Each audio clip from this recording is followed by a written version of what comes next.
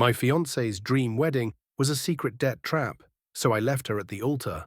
Posted by UDoc Wild Lavishness 4044.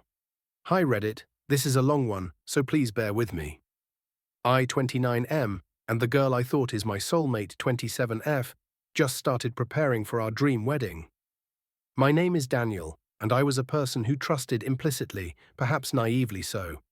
Optimistic to a fault when it came to those I loved, I poured my heart into the vision of our future with my fiancée, Eleanor. We were meticulously planning what we truly believed was our dream wedding, the very crescendo of our love story, an extravagant affair that seemed to defy our collective financial reality.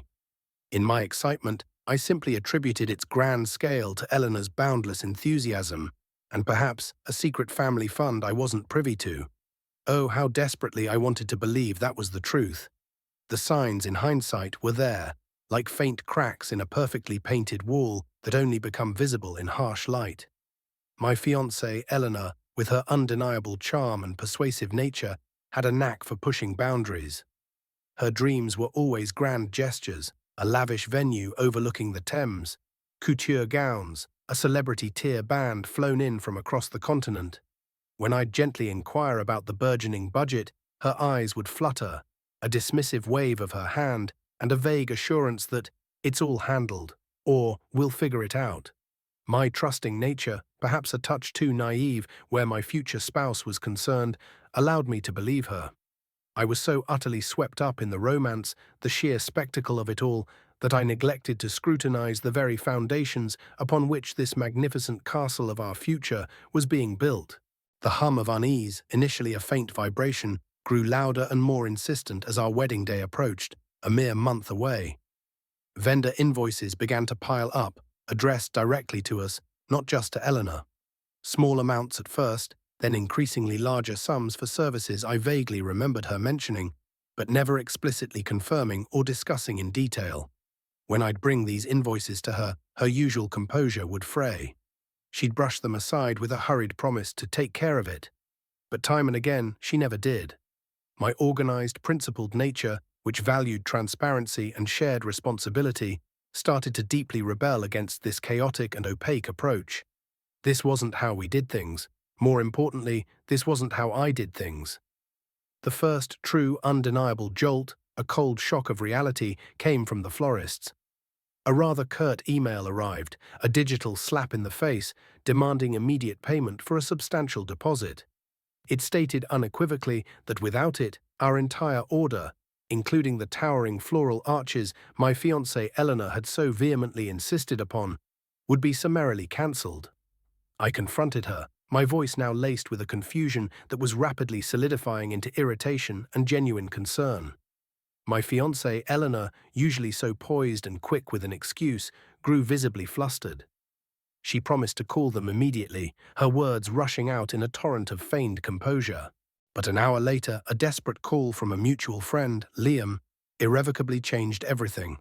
Liam, bless his pragmatic and observant heart, had been quietly worried for weeks. He'd witnessed Eleanor's increasingly lavish spending on items beyond the wedding. Designer bags, expensive dinners, combined with her startling evasiveness whenever money was mentioned. He'd harbored a gut feeling that something was deeply amiss, not out of malice, but out of genuine protective concern for me. He'd undertaken some discreet digging, and what he told me, standing there in the seemingly ordinary quiet of my kitchen, felt like a devastating punch to the gut that stole all the breath from my lungs. My fiancée, Eleanor, wasn't merely behind on a few invoices. She was utterly drowning in a colossal, crushing sea of debt. Massive credit cards maxed out, predatory loans from obscure online lenders, even significant sums secretly borrowed from her own unsuspecting family, all funneled into this dream wedding that was, in reality, a meticulously crafted and breathtakingly expensive illusion. The shock was a cold, physical sensation that washed over me, numbing me for a fleeting moment before igniting into a furious, searing sensation of betrayal. Every grand gesture, every dismissive wave of her hand, every vague assurance my fiancée Eleanor had ever uttered, now clicked into place with horrifying precision, painting a chilling picture of deceit so profound it made my stomach churn and my head spin. The woman I was about to commit my life to, the woman I had trusted with my entire future, had been constructing our shared existence on a foundation of lies and financial quicksand. My heart ached with the sharp, brutal pain of shattered trust, but beneath it, a cold, hard anger began to simmer and grow. How could she do this? How could my fiancée Eleanor risk our entire future, my hard-earned savings, my peace of mind, all for a mere facade? It was incomprehensible. The confrontation that inevitably followed was not the calm, rational discussion I would have preferred or even hoped for. It was an explosive, raw, and utterly devastating mess, fueled relentlessly by my profound sense of betrayal and my fiancée Eleanor's desperate, frantic denials. When presented with the undeniable evidence Liam had so carefully helped me gather, meticulously compiled bank statements, incriminating loan agreements, the florist's final stark warning, Eleanor initially tried to spin an elaborate web of absurd excuses. "It's just a temporary setback," she pleaded, tears welling in her eyes. "My family promised to help. I just needed a little more time." But the cold, hard numbers didn't lie. The sheer scale of the debt was staggering, far, far beyond any temporary setback. It was a gaping, unfillable chasm that threatened to swallow us whole. My anger, usually a controlled and reserved emotion, flared with an intensity I rarely allowed myself. I felt utterly disrespected, profoundly manipulated, and consumed by the horrifying realization that I had been utterly used. The woman I thought I knew, my fiancée Eleanor, was a complete stranger, capable of a deception so grand and so calculated it shook the very ground I stood on. The undeniable truth, stark and brutal, dawned on me in that moment. I simply could not, would not, marry this person. Not just because of the ruinous debt, which was catastrophic in itself, but because of the deep, fundamental, and unforgivable breach of trust. A marriage built on such a monumental, colossal lie was not only doomed from the start, it was a prison I refused to enter. The decision, though excruciatingly painful, was made with a chilling clarity. There, amidst the strewn ruins of our meticulously planned pre-wedding arrangements, I delivered the words that irrevocably shattered both our futures. The wedding was off. My voice, though trembling with the weight of the moment, was firm and unwavering. The silence that followed was deafening, suffocating, broken only by my fiancée Eleanor's gasps and her immediate dramatic descent into frantic pleas and furious accusations. She wailed, she begged, her words a desperate torrent of denial and despair. She cursed me, claiming with bewildering absurdity that she didn't mean it when she called off the wedding. A bizarre reversal of the actual situation. She desperately tried to make me believe she could somehow fix it, that her love was true, that we could still salvage our future, our shattered dream. But her words, though tearful, felt hollow, ringing with the bitter echoes of 1,000 broken promises and countless secret deceptions. The truth, ugly and undeniable, had been laid bare, and there was no turning back. The days leading up to what should have been our wedding, a week that should have been filled with joyous anticipation, were instead a surreal, torturous nightmare. I moved into my best friend Liam's spare room, seeking a much-needed refuge from the escalating chaos and my fiancée Eleanor's relentless pursuit. She continued her relentless assault of texts and calls, a dizzying cycle of begging, tearful apologies, subtle manipulations, and furious accusations, often within the same hour. "How could you do this to us?" she'd wail, a truly astounding display of audacity and a complete lack of self-awareness. "Our dream is ruined." The irony was a bitter taste in my mouth. I quickly learned to block her number, to filter her emails, to rely on Liam as a steadfast shield against her unyielding onslaught. The immense weight of it all pressed down on me. The vivid image of the lost future, the agonizing pain of shattered trust, the very public humiliation of a suddenly cancelled wedding. But beneath the profound pain, a nascent, fragile sense of relief began to quietly stir within me. I had escaped. I had made the incredibly difficult but ultimately correct choice of self-preservation over a life of inevitable financial ruin and perpetual deceit. The dream wasn't truly destroyed, it had simply been revealed for what it truly was, a nightmare, and I had woken up, thankfully, just in time. The immediate aftermath of calling off the wedding was an unholy storm, a maelstrom of chaos far more widespread and impactful than I could have ever initially imagined. The consequences were instant, intensely public, painfully messy, and profoundly affected everyone involved. My fiancée, Eleanor, still operating under the delusion that she could somehow salvage the situation, initiated what felt like a full-scale public relations campaign. Her efforts weren't confined to desperately begging me. She was actively attempting to rally our mutual friends and even my unsuspecting family to her side.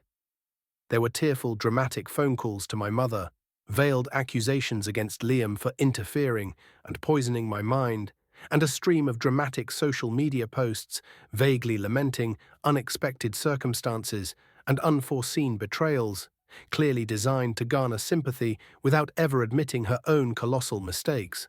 This relentless and highly public display of her distorted narrative forced my hand. I hadn't wanted to air our dirty laundry, to expose such a private and painful betrayal to the world, but her persistent, manipulative storytelling was rapidly making me look like the unreasonable villain. With Liam's invaluable help, I drafted a concise, factual statement that I shared discreetly and privately with only my closest friends and family, explaining the financial deception, the overwhelming extent of the debt, and my non-negotiable decision to prioritize honesty, integrity, and my own financial stability above a fraudulent marriage. It wasn't accusatory, just factual. The immediate silence that followed from some mutual friends was deafening, a clear indicator of their awkward position, but thankfully others quickly rallied to my side, offering unwavering support and validation. Meanwhile, the phone in my temporary refuge at Liam's flat began to ring incessantly with calls from furious vendors. The grand wedding venue, the premium caterers, the expensive band, all demanding immediate payments or imposing monstrous cancellation fees that felt utterly unjust given the circumstances. It soon became horrifyingly clear that my fiancée Eleanor had paid paltry deposits on some services, but had either bounced checks or simply never paid for the bulk of the promised services. To make matters worse, she had been deliberately giving vendors different contact details, sometimes even providing my contact details for final invoicing. I spent agonizing days untangling the monumental mess she had created, patiently explaining the heartbreaking situation to each exasperated vendor, desperately trying to negotiate reasonable cancellation terms where possible. It was an excruciating process, fraught with accusations and misunderstandings. I spoke to wedding planners who had been promised payments that never materialized, florists who had bought thousands of pounds worth of exotic flowers that would now wither and rot. Each frustrated call was a fresh wave of humiliation and a stark, undeniable reminder of the sickening depth of Eleanor's lies and irresponsible behavior. My fiancée Eleanor's family, initially bewildered and shocked by the sudden, inexplicable cancellation of the wedding, were then thrown into utter chaos when the full scale of her financial mismanagement became terrifyingly clear to them. They discovered, to their horror, that she had even taken significant loans from them, promising swift repayment from investments that existed only in her deluded imagination. I received desperate pleading calls from her parents, who were not only mortified by their daughter's actions but also now facing significant financial burdens themselves. They tried frantically to mediate, desperately attempting to understand how their daughter, their charming Eleanor, could have done something so catastrophic. While they initially tried to portray her actions as merely naive or a temporary lapse rather than malicious, they simply could not deny the overwhelming, undeniable evidence of her colossal deceit. This led to heated, explosive arguments between Eleanor and her parents, their strained voices filtering down even through our mutual friends. For me, the immediate consequence was a profound mixture of emotional exhaustion and a strange yet potent sense of quiet vindication. Every single call from a disgruntled vendor, every horrified reaction from a friend who learned the uncomfortable truth, every desperate, manipulative plea from my fiancée Eleanor herself, only served to solidify my conviction that I had made the correct, albeit heartbreaking, decision. The pain of the lost future was still very much there. A dull, persistent ache for the dream that never was, but it was now firmly overshadowed by an overwhelming sense of relief at having narrowly escaped a potentially devastating trap that would have financially and emotionally crippled me for years. I focused relentlessly on shutting down all shared accounts, negotiating cautiously with creditors, and meticulously protecting my own financial future. This wasn't merely a breakup. This was a desperate battle for my very sanity and solvency, and I was absolutely determined to win. It's been nearly a year now, 11 transformative months, since I stood at the precipice of a life built entirely on lies. 11 months since I made the agonizing, yet ultimately liberating choice to walk away from the altar and step into an uncertain but profoundly authentic future. My life now is dramatically different from what it was, and frankly, infinitely more genuine than anything I could have imagined with my former fiancée, Eleanor. I found a new flat, a smaller, cozier place nestled away from the constant, painful reminders of the old life we had planned. It wasn't the sprawling, grand house Eleanor had envisioned in her elaborate fantasies, but it was mine, entirely mine, paid for with my honest earnings and free from the insidious ghosts of hidden debts and extravagant illusions. This entire experience has fundamentally transformed me. I've become hyper-vigilant about finances, meticulously budgeting every pound, carefully saving and investing with a newfound determination. My former trusting nature, my previous naive optimism about money matters, has been irrevocably replaced by a quiet, determined financial savvy. I understand now that true security isn't about grand displays, but solid foundations. My career has not only recovered but flourished. Without the constant debilitating stress and financial drain of Eleanor's hidden life, I've been able to dedicate far more energy and focus to my work, achieving promotions and recognition that I might have otherwise been too distracted or emotionally burdened to pursue. Liam, my steadfast best friend, remained an unwavering pillar of support throughout it all. He validated my feelings, helped me process the profound betrayal, and celebrated every small victory of my recovery. Our friendship has deepened profoundly, forged in the crucible of that shared ordeal. Dating again has, understandably, been a cautious process. The deep well of trust I once gave so freely is now earned slowly, through consistent actions and unwavering transparency. I've learned, irrevocably, to listen to my gut instincts, those quiet alarms that I once ignored, and to thoroughly scrutinize financial responsibility and honesty early on in any new connection. There's a bittersweet wisdom gained from the entire saga, a deep and often uncomfortable understanding of human nature's capacity for deceit, but also a renewed and profound appreciation for genuine connection, profound honesty, and the quiet dignity of earned self-respect. As for my former fiancée, Eleanor, her consequences have been significant, public, and frankly, quite inescapable. The elaborate financial house of cards she so meticulously built collapsed entirely, spectacularly and publicly. She lost her job, not just because of her increasingly erratic and desperate behavior, but when whispers of her egregious financial impropriety finally reached her employer. Her credit score is, predictably, utterly ruined, a wasteland of debt. I've heard through increasingly distant mutual acquaintances that she faced multiple, unrelenting lawsuits from the vendors she had so brazenly defrauded, and even some emotionally charged confrontations with family members she had so recklessly borrowed from. My former fiancée, Eleanor, ultimately had no choice but to move back in with her distraught parents, her grand dreams replaced by the stark, humiliating reality of her colossal debts. Her once vibrant social circle has diminished considerably, shrinking almost to nothing. The initial waves of sympathy some had for her quickly evaporated as the full, undeniable extent of her deception became horrifyingly clear. I occasionally, usually late at night, still receive messages from her. They are often full of vague, performative apologies, quickly followed by subtle attempts to blame me for her current desperate predicament. Sometimes these messages are laced with a raw, bitter resentment, proving to me that she never truly grasped the magnitude of her actions or the profound depth of my betrayal. These sporadic messages, though painful reminders of the past, serve only to reinforce that I made the absolutely right decision. There remains no discernible sign of genuine change, no concerted attempt to repay her monstrous debts, only a lingering shadow of the person she became. Looking back, the dream wedding wasn't the dream at all. It was a beautiful, meticulously crafted facade, a gilded cage designed to ensnare.